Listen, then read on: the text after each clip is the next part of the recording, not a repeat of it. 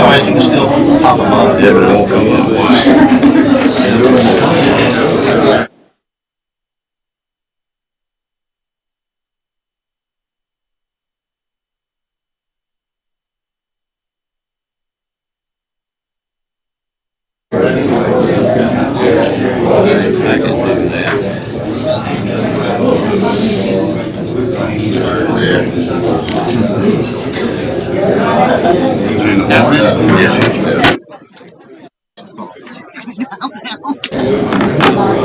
You don't get stranded down there with money.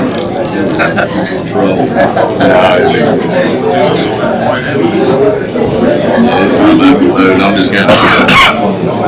Did it let you sign in? No, I can't. I'm locked out. And I've tried. Cat's tried. Mickey's tried. I called Jay's tried. Folks that do it. I'm in. I can follow along, but it won't let me pull up. I'm on the regular. I ain't doing on the phone. So I did that. Yeah, we can't. I couldn't get in last night. Be locked out. Can't even say I got a 537 phone number. I don't know what's going on. Noel Ryder. I'll call the meeting to order. The record show that all aldermen are present. Mr. Cody, will you do the invocation for us? And Alderman Cox, do the pledge, please.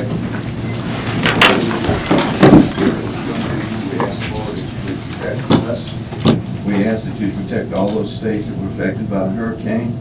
And most assuredly, Lord, we ask for the protection of Israel and all those Middle East countries over there, God, that you would somehow settle that down. Lord, I ask that you bless our mayor and board of aldermen in our city. Keep us humble before you. In Christ's name we pray. Amen. I pledge allegiance to the flag of the United States of America and to the republic for which it stands, one nation, under God, indivisible, with liberty and justice for all. We've got an addendum to the agenda. We are going to pull item 9V from consent and place it under 6A in new business. 7V, Mayor. What? 7V. 7V? Okay, 7V, yeah, I'm sorry. 7V, V is in Victor. and we will address that as 6A. Is there a motion to approve the amended agenda? So moved. Second. By Mr. Empey, second by Mr. Blackman. All in favor? Aye. Motion carries. There's some presentations to make.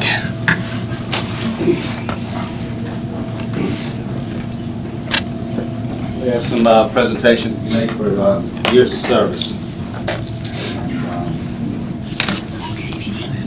First name on the list is Keith Geis, Ocean Springs Fire Department, 15 years.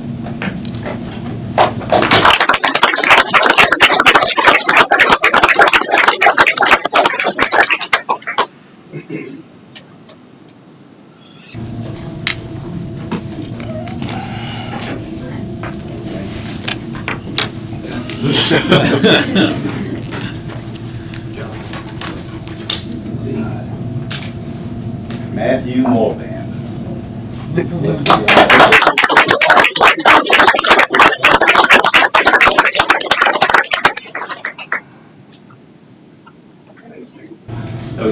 I appreciate it. Oh, yeah. 5 years, Ocean Springs Police Department, Clark Report.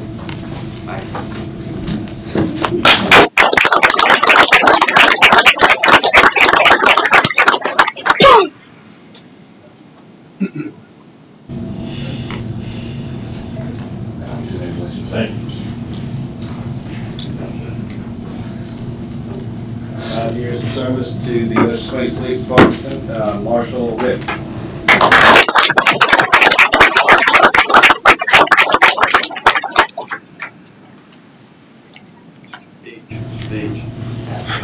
5 years of dedication, Ocean Springs Police Department, Gregory McCallum.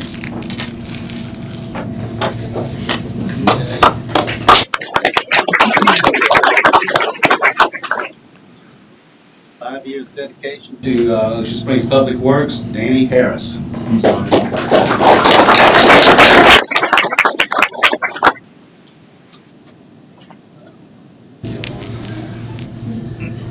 5 years dedication to Ocean Springs Building Department, Daryl Stringfellow.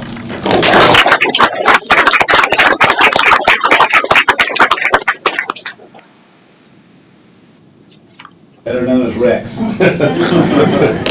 Rex. 5 years dedication to Ocean Springs Public Works, Daniel Cockerham.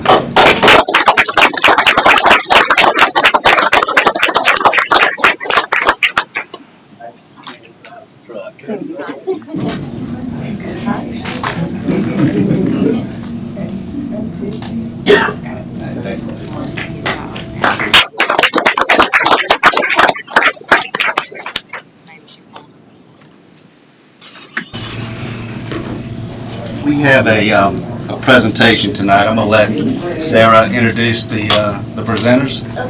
Okay? Yep.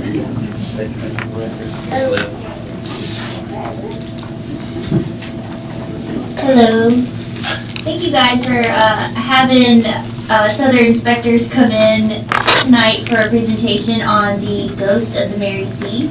They have come to the Mary C several times and done a paranormal investigation, and it's kind of weird and wonky, but we just wanted to get you guys into the mood of October and spooky season. So without further ado, Raven, would you like to start out? Thank you. So it's been a privilege getting to work with Mary C. We have worked on the Spooky Springs for 2 years. It took 3 investigations and hundreds of hours of evidence review. Now, we have a limited time, so we have to go quickly through our presentation. So if there's any questions, we'll say that kind of to after we review the evidence with you. It's not all of what we have. Like last investigation, we had over 30 EVPs, which are electronic voice phenomenons.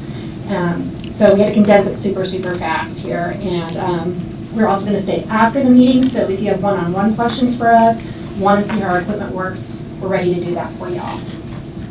Okay. Do we have the presentation? I wasn't given a presentation. I emailed it. You emailed it to me? Yeah. Oh, you're Raven. Hi, Raven. Hi, Raven. Raven with an I, meet Raven with an E. And while you guys are waiting for that, just to let you know, the reason we're doing this is because this year we did ask the ghosts of the Mary C, there's about 4 or 5 of them, if we could do our haunted house, portray our haunted house with them in mind as our characters. And they did allow it. There's several different tests that they do to hear, to speak to the ghosts and get answers from them. We always want to be very respectful of the historic building and the spirits who dwell there. So I think you'll enjoy this.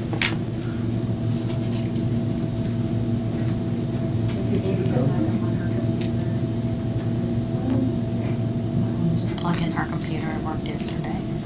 We can do it.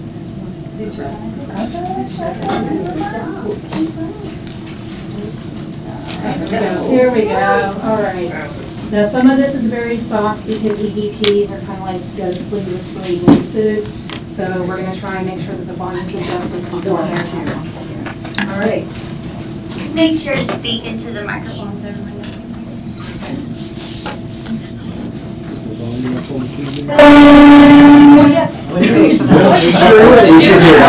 I hear that one. All right, good. Here we go.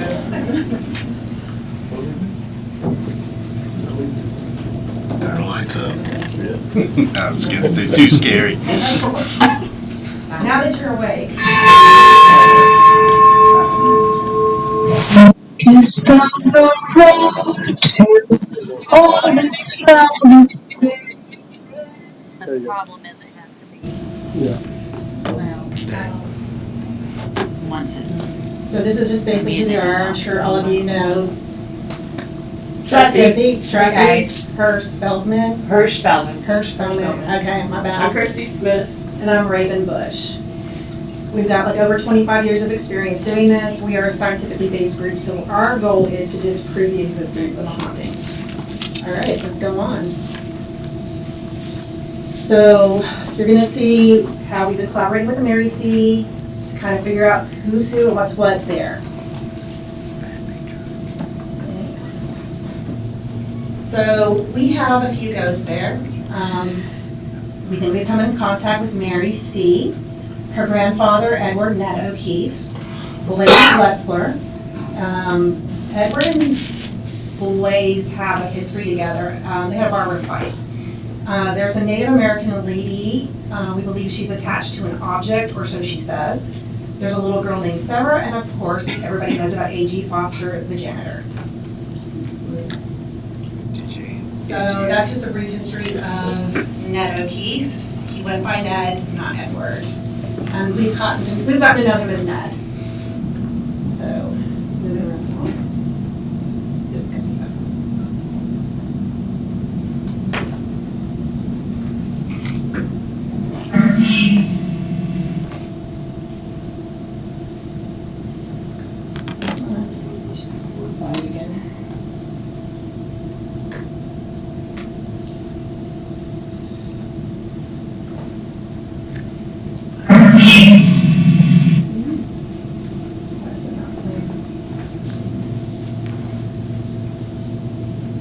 That was an EVP that we caught in the admin office in the, at the Mary C. It was a sign.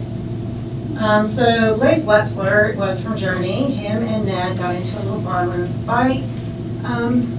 Blaze ended up getting unalived by Mr. O'Keefe. Moving right along. So this is the detailing of the barroom fight. There are archived news articles that back up the evidence that we received. That's from the Daily Picayune. So if you ever go online, you're welcome to pull that up. It was really pretty cool uncovering that little bit of mayhem and foolishness. Okay. Ironically, they're buried in the same cemetery. Which is Evergreen Cemetery. And they're hanging out together at the Mary C. Sounds like fun. So something you guys didn't mention when you showed the admin office, who were you trying to speak to? What was the sound that we heard, and who is stuck in our office? Ned is stuck in your Yes. office. Not necessarily. The murderer. The murderer. Well, Ned the murderer. is He stuck in your prefers your office, however, he does run the building. And he is very, very good. How are you doing? There's a little electromagnetic field sensor that you can't really see very well, but it is lighting up, sensing the presence of an anomalous electronic field that shouldn't be there. We do have a counterbalance where we use a electromagnetic radiation sensor. That tells you it's a naturally occurring electrical field, which it did not go off, so it was not naturally occurring. Moving right along.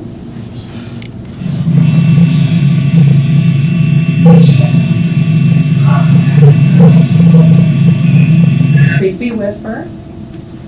So what were you guys asking? The question that was being asked in the other room was, do you like it here? Oh, yeah. Well, that's good. And so nobody understands how you're getting these answers. They don't understand your spirit box, your rods that you use that give you answers. So that's something that you can explain a little bit more. So we do use an enormous amount of equipment. We use REM pods, flux tube monitors, everything that you can imagine that could possibly sense anomalous electronic fields, anomalous static fields, and that can hear things that we can't hear. What happens is it's believed that things that are recorded, since they're recorded at a frequency that the human ear can't hear, somehow the electronics convert that into a frequency that we can hear on film and on tape. All right, so what do we got next? This one is just our flux tube where it lights up. Nobody's touched it. There's no reason for it to light up, meaning that something that shouldn't have been there did light it up. And this is in the dressing room behind the stage, and that's where the ladies hangs out. The guy who was murdered by Ned. We do use trigger objects. A lot of times we'll bring in food and beverages. Since we've come to know these spirits over the course of these last 2 years, we know what they like, so please disregard the beers there. They were dumped out. It was just to get Blaze to talk. So moving on to the Native American lady, we've learned a lot about her, and she has ties to the fort. She is from the Biloxi Tunica tribe, and she was murdered at the fort by a white man. So moving right Can I ask a question? How do you know that she was Native American? Are you talking about the artifacts in this room?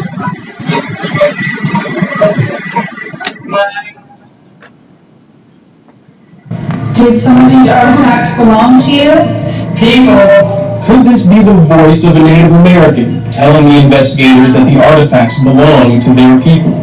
We spoke to her. Oh, okay. And being that I'm of indigenous ancestry myself, we had quite a good understanding between her and I. We were able to communicate quite well. And here are some of the artifacts in the room. You'll see an anomalous lip on our meter that reads fields that shouldn't be there. And that's pottery, by the way. It is not magnetized. Is it played? It didn't play. It would. Yeah, we went too far, but that's okay. And the clip before it was, in this one, it confirms the tribe that she was with through the use of dowsing rods. So those tubes, those rods are in tubes that she's holding, so she's not holding the actual rods. And the way they get their answers, they ask a question and the rods will go every which way. If they go apart, it's no. If they cross, it's a yes.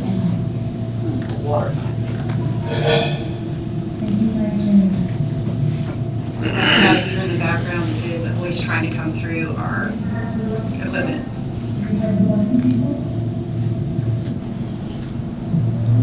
The rods cross for yes. I don't think we could hear what you were asking them.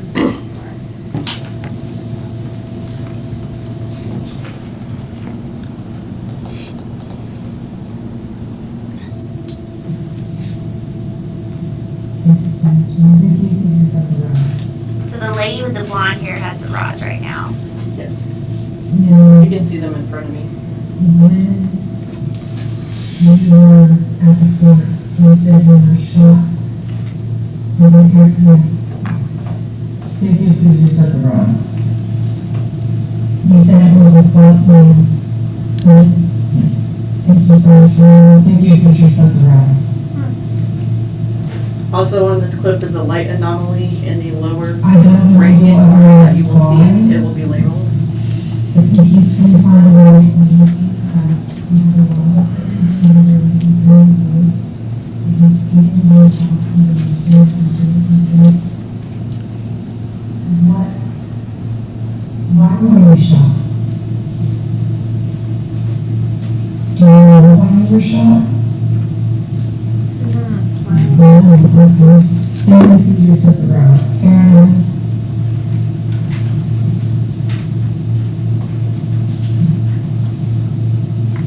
The plate in the middle of the floor are traditional Native American offerings of tobacco and sweetgrass and a few other things to help get her in the mood to talk.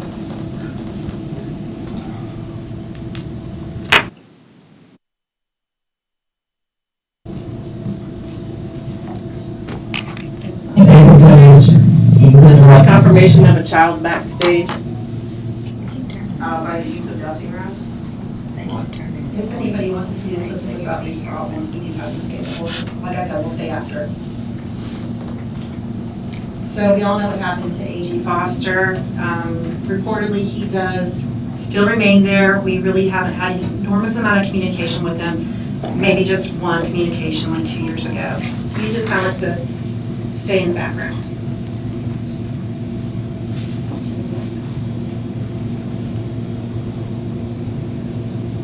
So Ned goes wherever Ned wants to go. And I guess because he's Mary C's grandfather, he's just gonna do what he wants to do. He's kind of grumpy. A lot of people felt like he's aggressive or mean-spirited, but he's not. He's just grumpy. Blaze, he just wants to be left alone by Ned. All the other spirits are kind of annoyed by him because he is very dominant. The native lady does feel safe in the artifact room, since we figured that she's attached to an artifact. If the artifact is moved out of the room, she will leave the Mary C, so she'll go wherever the artifact is. So A.G. Foster, he's still there just doing his job. And we have contacted several children, but Sarah is the predominant child there, and she just enjoys being there.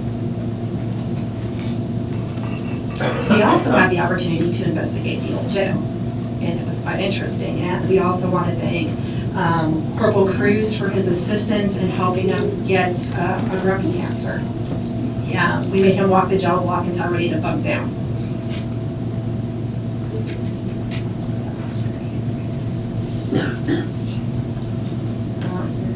There's an EVP in there. It's saying He told Officer Cruz to leave. I hope you get this good reason to get out of there. This is a motion-activated trigger object we have, and we are all in the back cell block. So, something that we can't see, set it off.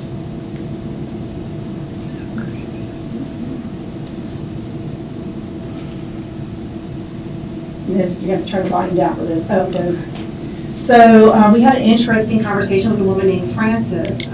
We had no idea who this Frances lady was. We never talked to her before. Little did we know, locked in a room we had no access to was the exhibit for James Meredith that was being put up at the time. There's a handwritten letter from his grandmother, Frances, in there. Sarah was able to piece that together for us, and when we read the letter, we knew exactly that we had talked to his grandmother, and we got to present that to him, so it was really cool. So this is like the point where I started listening to you guys a whole lot more. They've come and investigated Mary C several times since I've been there in the last almost 4 years. And we've had other investigators, paranormal investigators, come before me. And Miss Pat's here right now, Miss Pat Pinson, our curator. And she was there for some of that. So the ghosts that they have connected with are the same ghosts that other groups have connected with. And then this moment, they were not allowed into the Duckett Gallery when they connected with James Meredith's grandmother, Frances. And she left a message to tell James Meredith that she was proud of him. And so they came to me the next day and they're like, but who's James? You know, do you have a James here? And I brought them into the Duckett Gallery and I was like, guys, I've got goosebumps all over me. Now this is a real connection in the moment. Her main statement to us, the initial statement that we heard was, I'm still here, which was the name of his exhibit. It was on the wall. So it was wild, and they got to present that to James Meredith, who is like a 90-year-old man, probably the last time he made it to the coast, and it was just a really cool connection.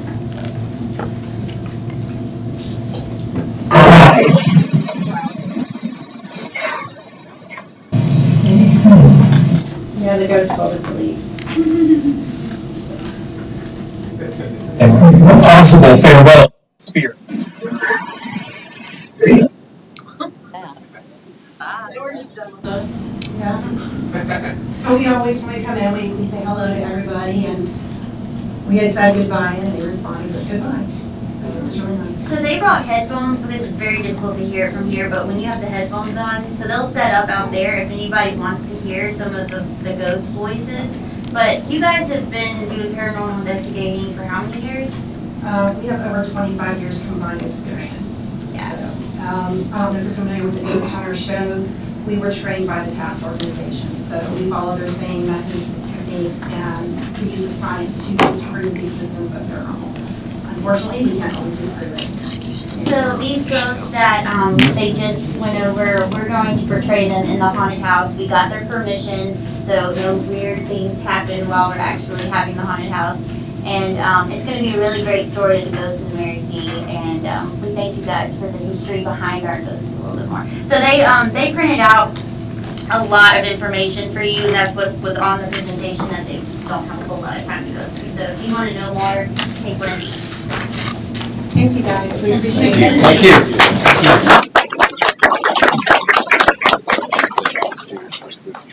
kind of get everybody in the mood for Halloween.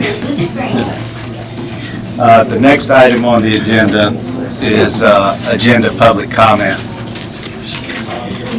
The public is invited to address the board for up to 3 minutes each for a maximum period of 30 minutes only regarding issues on this agenda. Please identify yourself and the agenda item before speaking.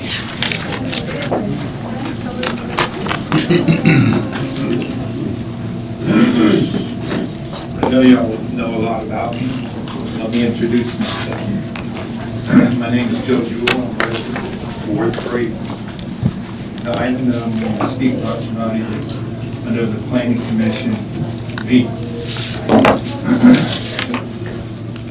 So I'm kind of disheartened to see that this is sort of listed way down towards the end of the agenda, but it's such an important item for the city, Ward 3.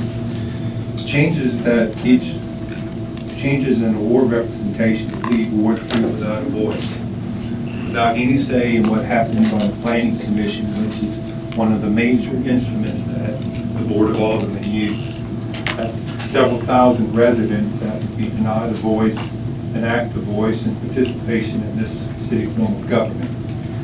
Changes in Ward 3 representation would leave us with no voice, no representation, and left out of a key commission. And so I'm trying to understand why this position wasn't re-advertised per the UDC.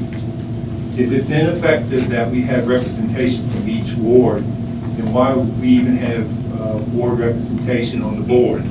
If we do away with this, then why don't we just do away with the ward representation? Ward 3 needs to be represented on this commission. The resolution for waiving ward residency, leaving Ward 3 out of the planning process, but it could also leave in the future all of the wards out. The way this is written, one ward could have all the seats on this thing, or no ward could have all the seats on this thing. Other residents in the other wards really need to think about the way this is written and the implication. So the way it is right now, 3 years, Ward 3 will not have a voice. But after 3 years, the way it's written, no board or one board will have a voice for everybody. If passed, this could effectively stack the deck with commissioners who are more likely to vote for changes that would benefit one ward over the others, and leave some neighborhoods completely underrepresented.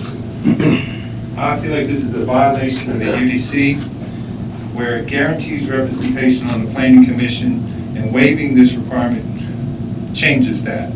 This should be considered a text amendment to the UDC. I would request that the Board of Aldermen go back out and rebid, re-advertise for a representative from Ward 3. If not, I feel like this board should delay this vote to have the citizens from Ward 3 speak about this and how it will affect them, silencing their voice. Thank you. Anyone else would like to speak to an agenda item? No. Good evening. My name is Steve Rose. I'm at 1207 Londonderry Lane in Ocean Springs, and this is about an agenda item. The agenda item is actually the consent agenda. Tonight you're set to vote on a resolution that would grant the board power to waive the ward residency requirements for the city's planning commission. And before I wrote a news article about this, I reached out to all the aldermen, hoping to find out how they feel about possibly losing representation for the residents. One of you did respond. I appreciate that. So I'm here to talk about it, maybe get some comments from you later. There's no limits in place for this resolution, meaning the board could, in theory, even on a case-by-case basis, grant waivers to every single seat on the planning commission as time goes by. Even if just 1 or 2 waivers are granted, that could leave more, 1 or more wards without representation at all on the planning commission. And the planning commission makes key decisions in our city. What's more, the resolution, as it's written, waives all residential restrictions. There's nothing in the language of the resolution that even confines the waiver to residents of Ocean Springs. The board could effectively appoint someone from Biloxi or Pascagoula or Tokyo. to be on the Ocean Springs Planning Commission. There are no safeguards in place for that. So let me just address real quickly on why you shouldn't vote for this tonight. The UDC clearly states that each ward will be represented on the Planning Commission, and this resolution would alter that by allowing the board to waive that mandate. Such a change alters the UDC's narrow power and gives you more power, and by definition, that constitutes a text amendment to the UDC. And according to the UDC, text amendments require proper public notification, in this case, website and newspaper publication in the legals, and that appears to not have happened. So lastly, I want to point out that the resolution has been tucked away in the consent agenda, meaning there's no discussion. Instead, it's going to be grouped with routine business. But this is not routine business. A pay raise, a promotion, a letter of appreciation, those are routine business items. This resolution, however, is far from routine, and it deserves public scrutiny. It deserves discussion from the board. So as a resident, I'm asking that you consider three things tonight. One, don't pass this resolution. Two, don't even hold the vote on it because proper notification wasn't given to the residents. And three, let's not use the consent agenda for such big things in the future. So I trust you guys will do the right thing. Thank you very much, board. Appreciate it. If there was an amendment to the agenda before we started the meeting to pull that item out of the consent agenda and place it under new business. Very well.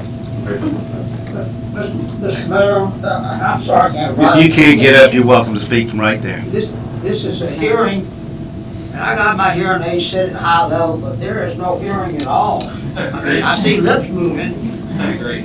But, you None of know, the microphones are working up there. Yeah. We don't hear I'm anything sorry. back You here. just have to talk into them, closer to your mouth. Okay. Every month. All right, is there anyone else who would like to speak to an agenda item?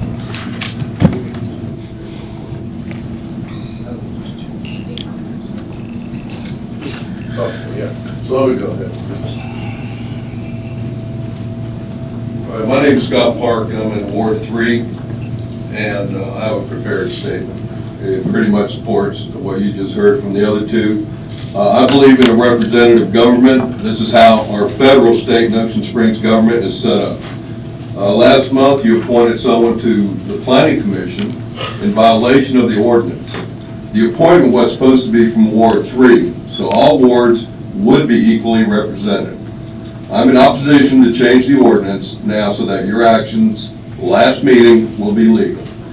It was wrong, and the position should have been reopened for Ward 3.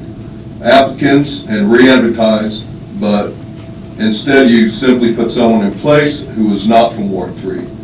We want our aldermen to enforce our laws as they were elected and sworn to do. Thank you.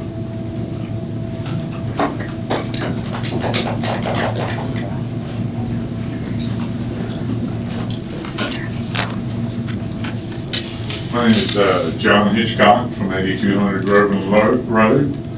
I just want to bring up the fact that however this has worked out later on, to remember that we have a strategic plan that's supposed to be supported by the administrative part of the code, and the representation on the ward, especially as Ocean Springs is growing so fast, is going to be more and more important in the future that the wards are working together and integrated, you know, according to that strategic plan.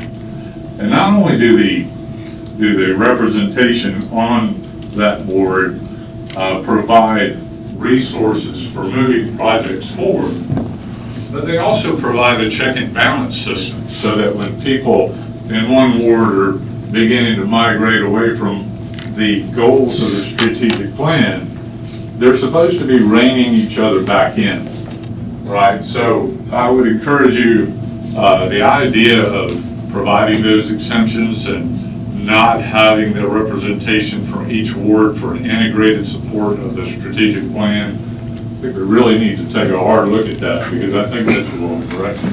So, thank you.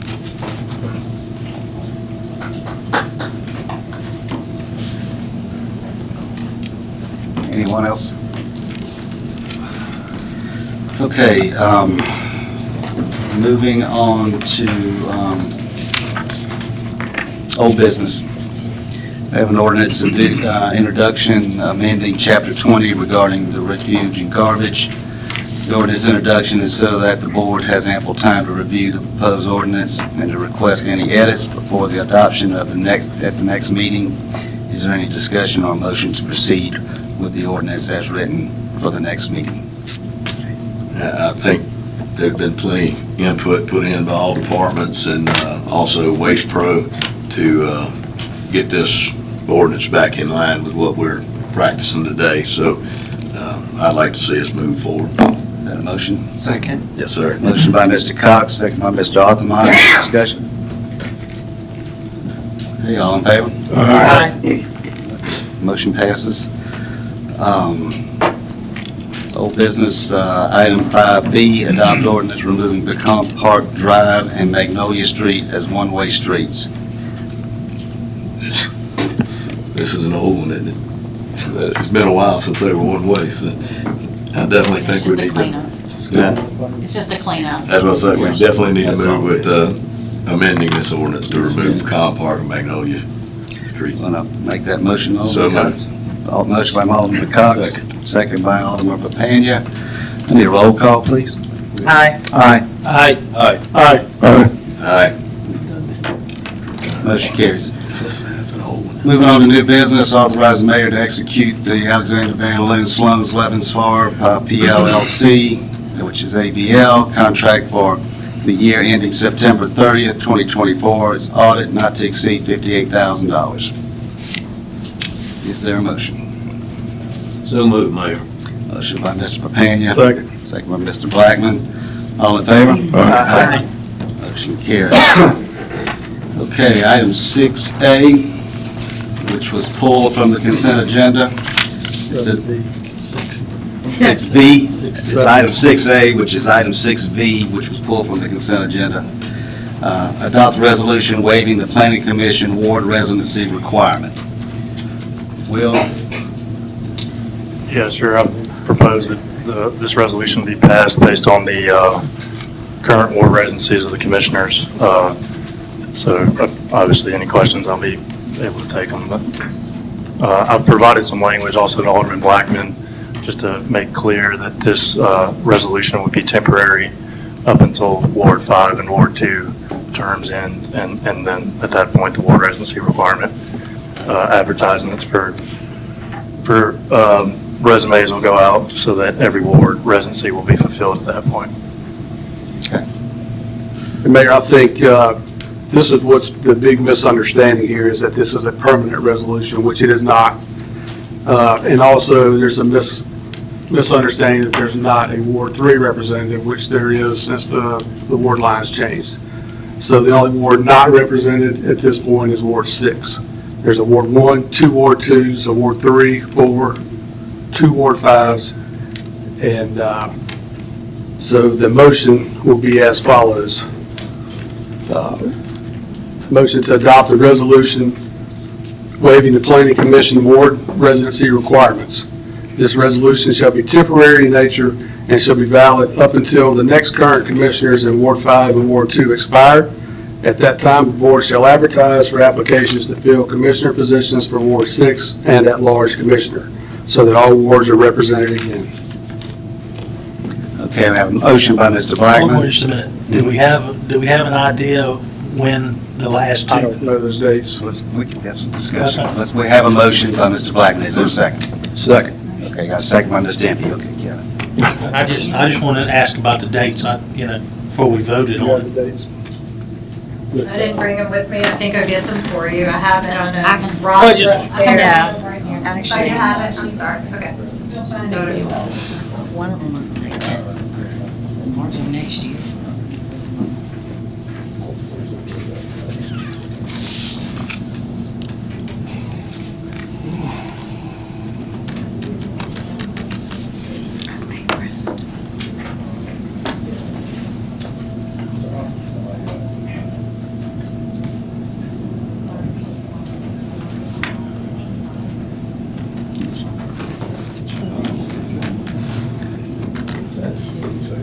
So the first one comes up in Ward 5 in July of 2025.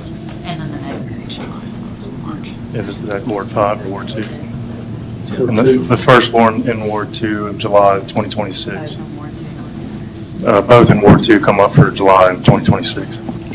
You know, So here's one thought of mine is, you've got people that are out here volunteering their time to do this, and they're doing a good job, and I don't see the need to kick somebody off just because we have one ward not represented at this point. It's unfortunate that Ward 6 is not represented because of the ward line change, because they were. This was in compliance until the ward line changes, except for Ward 3, which now has one. So I just can't see recalling somebody just because of this when we have this in our ordinance that we can temporarily suspend the requirement until we can meet the resolution. not only that, Mr. Blackman, that with the development, as I think Mr. Hitchcock, I apologize if I'm wrong, but mentioned that this town is building so fast. I don't know how many plans you've got sitting before you, people waiting to build. And if we have to stop and re-advertise just to satisfy that, I don't know what it just doesn't make sense. And what we're doing makes practical sense. Annexation changed all this. Ward 3 has a representative, which the group of you came up and talked about. Andy Phelan is your representative. And in, 10 months, I didn't do the quick math, but in 10 months, we'll have an opening and it'll be placed in Ward 6.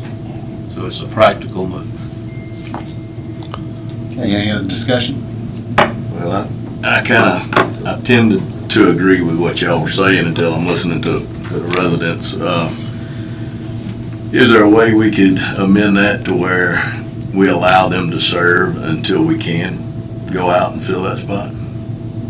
Until we can go out and advertise? That's what we just did. That's what we're doing. No, what you're doing is letting them finish out a term and then advertise. I'm saying, can we just go ahead and let them finish, go ahead and advertise, and as we appoint somebody, then their term, let them fill out the term? A representative from Ward 6. But somebody would have to be. There would have to be a discussion on which wards would be advertised. Well, it'd have to be Ward, the one that moved from Ward 6 into Ward 5 would have to be the one that would be replaced because he's out of Ward 6. And I don't know who that is. It's I still don't know McCormick, who and it's moved. through no fault of his own, right? Right, I agree. I don't even know who had held that spot. So. Yes, James McCormick. Well, But my thought was just re-advertise Ward 6. And whenever we do get a replacement, then McCormick's position would be I expired. don't see any point in not waiting 10 months either. Yeah, but with that being a new annexed area, don't you think you need somebody in Ward 6? Okay, we will, 10 months. Yeah, in 10 months, but I'm talking about now being a newly annexed area. That's gonna hold up. My question. It just worries Do me a that backlog we're on willing a to change before. and all. Yeah, I mean, y'all voted against it when, but, Just a thought. Makes sense. Any other discussion? Call, please. Okay, call vote. Roll call, please. Aye. Aye. nay. Aye. Aye. Aye. Nay. Okay, motion carries 5-2. Moving on to department reports, does anyone have anything to pull from the docket of claims? Consent. We gotta do consent, maybe. Oh, I thought we did. I'm sorry. I got So involved with this resolution on the motion to approve consent agenda. I need to pull item K. Okay, okay. 7Y, Mayor. Okay, hold on. Okay, and 7Y.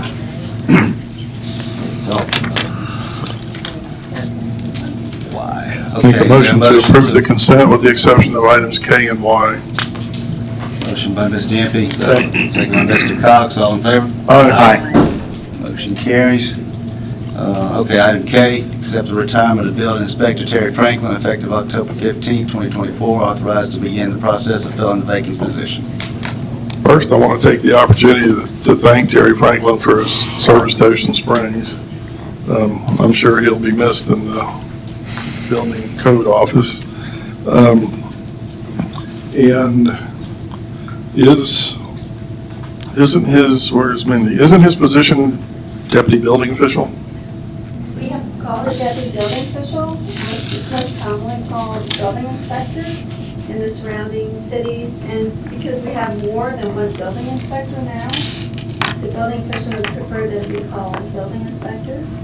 Okay. But it's the same position. I'd be happy to explain it. Basically, if you look at the way the code's written, I have the authority to appoint a deputy official. And I can do that based off of what I feel like is deemed having the proper credentials to do that. So in other words, I could take the lowest man on the totem pole if I feel like he knows more, has better quality than the other person. So basically, it's up to me to appoint. Okay. And what she's getting at is not that some jurisdictions don't have it, or they don't call them that, but this is what she was talking about. There is no pay scale out there from other jurisdictions that even shows that. So that's the reason it's all really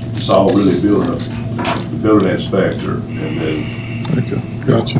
So the position stays the same as it is today? It's a building. You're just gonna call it a building inspector? It's a building, we're hiring a building inspector, but I can appoint whomever, whatever inspector I choose to appoint, I can appoint him as the deputy. In other words, under me, based off the qualifications. Okay. Make a motion to approve item K, Mr. Mayor. Motion by Mr. Jeppe. Second. Second by Mr. Aldermen. All in favor? Aye. Motion carries. Item Y, approve the building official's recommendation of the tree applications received through September 25th, 2024. Mayor, the one I want to discuss is 323 Shepherd, the tree application.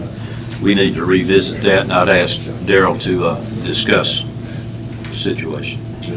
The owner of the property was having an issue, had a tree that grew into the sewer line, and had a plumber to come out to actually start fixing it.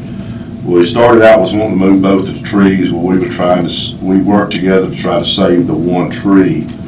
And we even went as far as to try to reroute the sewer line to avoid the tree without having any success. It was going to actually cost him more because he's going to tear his driveway and everything up to do it. Not to mention pay for the additional tap fee.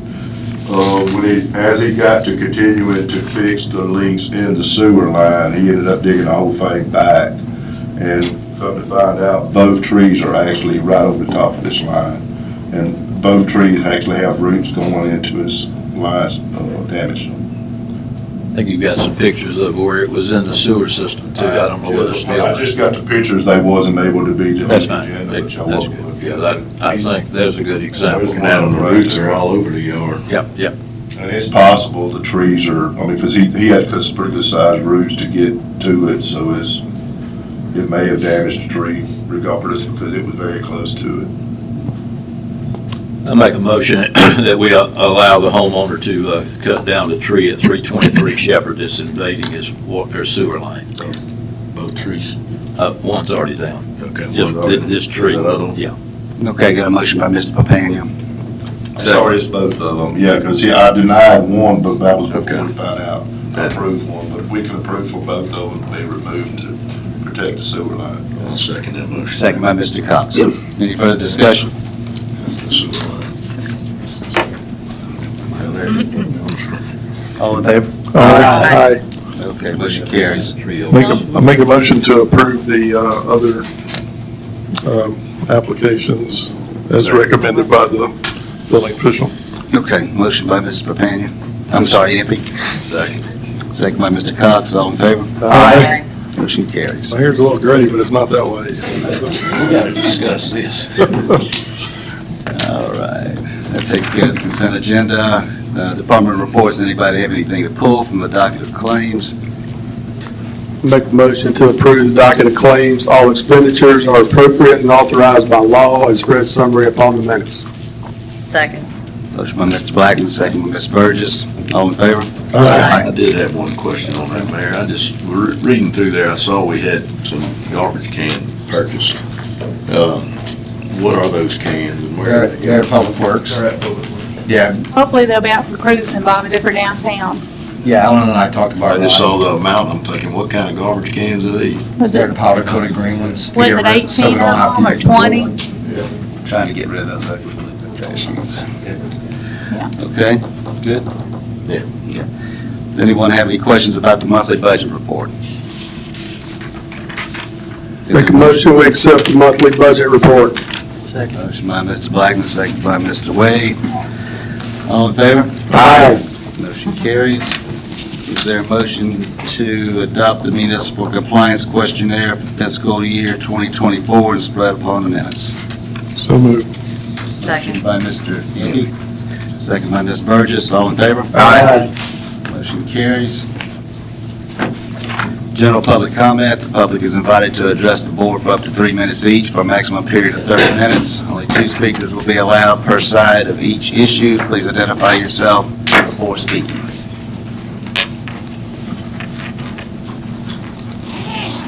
Good evening. I'm Michael Pfeiffer, 716 Hidden Oaks, Ward 4. There's been a lot of discussion taking place in the community, the media, before the Planning Commission and the Board of Aldermen recently relating to notice and transparency issues concerning proposed ordinance changes, mainly in the UDC. It seems like movement is being made to clarify the notice requirements, but there's still one element of transparency in government that is significant that remains completely unaddressed, and that's origination, for lack of a better term. As an example, just to educate the people in the audience that may be watching, I'll relate this to the basic process of legislation in the state of Mississippi. And in fact, it's in every state. A law or a change to a law, a bill, is proposed by a sponsor to the bill. It identifies where and who it's coming from. The proposed bill is then moved through a process of discussion in committees before it moves to a vote. Discussions are codified, usually in remarks and legislative comments that explain the purpose, changes, and nuances to the bill. Yeah, no, it's more complicated than that, and sometimes the cycle repeats quite often. But it outlines the 2 main points that I wish to make. In none of the discussions that have already taken place do we hear or have written reference to how and from whom the proposed changes originated. I see this constantly in the Planning Commission. Things will come up, don't know where it started. Not even the Planning Commission knows. Sometimes they have to ask. The changes were presented as a document last time from the city planner to the commission for consideration and review. None of the documents or presentations identified where they originated or why. It's hard to evaluate something unless you know where it's coming from or why it's being proposed. The who and why becomes important for transparency so that any questions that arise as to the proposed changes can be addressed to the proponent of the changes, just like a state bill. The why needs to be addressed by both the respective committee and ultimately the Board of Aldermen as the legal justification for the changes. These whys also need to be recorded for reference, just like legislative comments are in proposed state bills. This allows for a documented rationale for future reference when additional changes or amendments are proposed, or for when changes come under legal scrutiny and civil actions later. The underlying rationale and the reason at the time becomes critically important. It captures the reasons while they're fresh and not subject to revisionist history or conflicting memories down the road. This is something that needs to happen with every proposed ordinance, whether it's new or amended. It would provide the community with information as to the source of the proposed law and amendments, the sponsor, for accountability purposes and transparency, as well as critical information on the reasons behind the proposed ordinances and amendments in the comments. With these 2 changes in place, the community will be able to judge not only why an ordinance is being made, but the community can also look to the person proposing the ordinance or amendments for explanation. Thank you. Thank you. Okay. Anyone else who would like to speak to the board about an item of city business? Okay, moving on to Mayor and Aldermen's Forum. Alderman Burgess. Alan, thank you so much for getting the signs in Culleoka. I know that was a labor of love for you guys and maybe, learning process, but thanks for getting those up. I did update my work order spreadsheets. and the routine spray and cut back that I send you guys, those highlighted items, if I could please get you to focus on those, because we've got some overgrown areas that are kind of getting out of control. All right, thank you. At the last meeting, I brought up seeking for some legal advice on the property at the front of Pine Drive.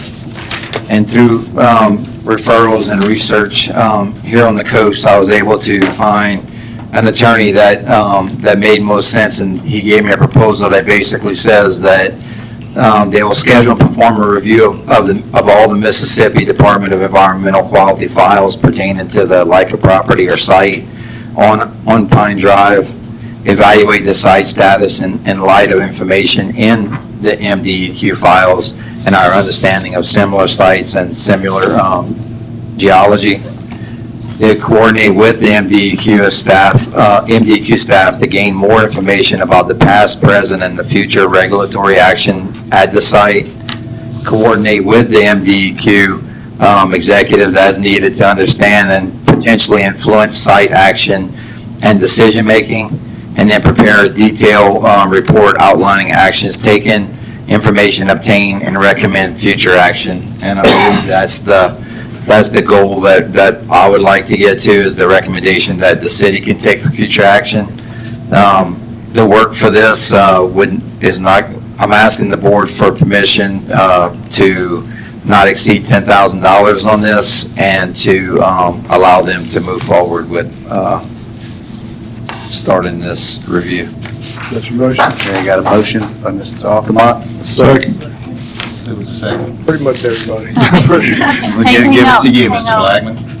And it's going to come out of the ending balance. It's gonna come out of ending cash because cash. it wasn't budgeted. Correct. Okay, got a motion by Mr. Aldermen, second by Mr. Blackman. Any discussion? All in favor? Aye. Opposed? Thank you. Carries. That's it. Hey, Alan, thanks for the signs. They look great. 284 Oakham, that water leak, they were able to get to it? Or? They call it located, they more Okay. Sounds good. I'm good, Mayor. Good, Mayor. I've got one motion I need to make for Parks and Rec. Make a motion to authorize the employment, and I'm sorry, I'll try to pronounce his name, Mercado Rodriguez Herberto, Parks Grounds Maintenance, Step 1, $14 hourly rate, effective October 14th, 2024, 1-year probationary status, pending successful completion of all pre-employment requirements. Got a motion by Mr. Impey, second by Mr. Cox. All in favor? Aye. Motion carries. Since we're, I'm sorry. I was going to mention to walk to school tomorrow too. Just to be on alert as you're driving. If you're out and about early, tomorrow is the National Walk to School Day, and a lot of our school kids at the elementary schools will be walking from, as an example, the VFW to Magnolia Park Elementary. I know some of us on the board, some of the school board members, and other. I know some of our department heads will be walking with the children as well. So just keep that in mind as you're driving through the school zones tomorrow morning, because there will be large groups of children with parents walking to their school. And I know it's kind of early, but I just want to give everybody a heads up about the community meeting on the comprehensive plan. It's going to be October 22nd, 6 o'clock at the Civic Center, open house style meeting. Residents, so there will be a presentation. Then residents can view maps, summary information, provide feedback. So put that on your calendars. That's all I've got there. Mayor, one thing yesterday that I know all of us probably got called on was the Highway 90 traffic. And I talked to the chief, and I don't know if we have a representative from MDOT that we can make contact with and hopefully set it up where it's not in the peak hours of the day. Because yesterday it was backed up from CVS past Walmart, bumper to bumper. So I don't know if you can make a call and just kind of coordinate. We'll ask them to please try to help us. At least some notification. And the other is just cruising the coast is coming up. I asked Chick, you want to say anything about cruising? All to come out, we're gonna have Bon Jovi and shoot up its band, not him, he's dead, but.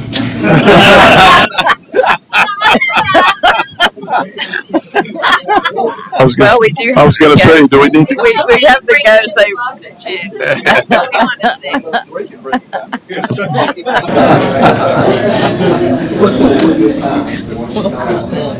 They can come get them. Remember now, we are kind of mourning one guy that we lost, Lamar. He'd been with us cruising for A long time. Yeah. And he's one of my best friends. Anyway, we got on sleeves. We got in the loving memory of Lamar today, 2016. Listen, I know I'm getting old, but I come alive when cruising comes. Even grows hair. He does. Which is what Alderman Cox wants. My good food court and the mayor and the board of aldermen, they all work and help us. One of them's kind of slacked a little bit, but he's got a good reason. He's almost as old as I am. I'm kidding. Talking about Mike Ampey? Come on out. We'll have a good time. Hey, Chick, just to clarify, you said we got Bon Jovi tribute band. Yeah.